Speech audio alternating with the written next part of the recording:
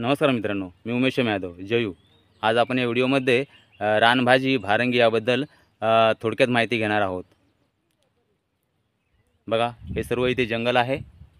काय या जंगलामध्ये मला त्या काकी भेटल्या, त्या भारंगीची भाजी काढत होत्या। आता आपण त्यांच्याकडूनच थोडक्यात माहिती घेऊया। चला मित्रांनो, ही आहे रानभाजी भारंगी। बघा, मी मागच्या व्हिडिओमध्ये पण तुम्हाला बोललो होतो भारंगीबद्दल, पानांची भाजी करतात त्याच्या। तर ही बघा, ही आहे भारंगी। बघा, रानावनात फिरून शोधावे लागतात ह्या।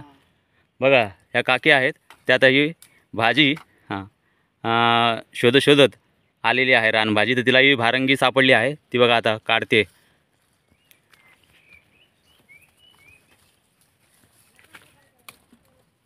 आले आले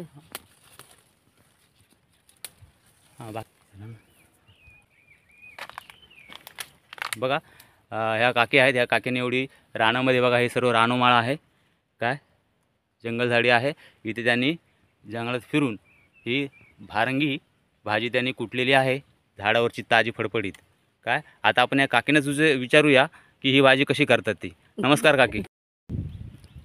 काकी, तुमचं नाव सांगा। आरती विद्याधर तळेकर।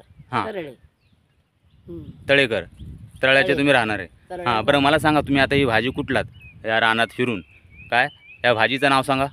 ही भाजी भारंगी अशी म्हणतात। हां, भारंगी म्हणतात ती असे पावसामधूनच उगवते उगवते। हां, म्हणजे पावसातूनच खायची असते। हां, हिचा आरोग्यासाठी काय उपयोग वगैरे? म्हणजे आरोग्य असते अशी, आरोग्यासाठी चांगली आहे।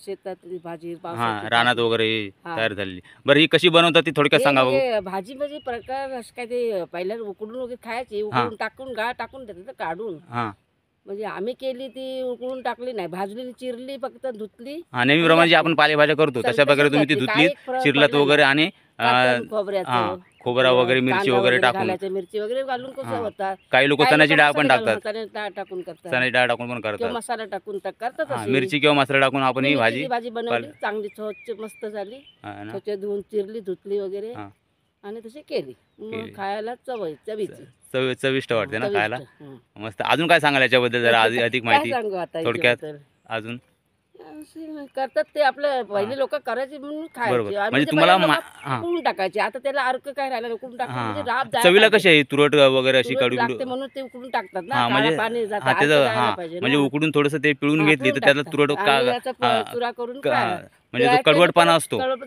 तो जातो, चिकटपणा चिकटपणा किंवा कडवटपणा असतो तो जातो। आणि त्यानंतर ही आपण केली भाजी, खाण्यासाठी चांगली होते, व्यवस्थित चविष्ट वगैरे। काकी, तुम्ही भारंगी भाजीबद्दल जी थोडक्यात माहिती दिलात त्याबद्दल मी आपला खूप खूप आभारी आहे। धन्यवाद।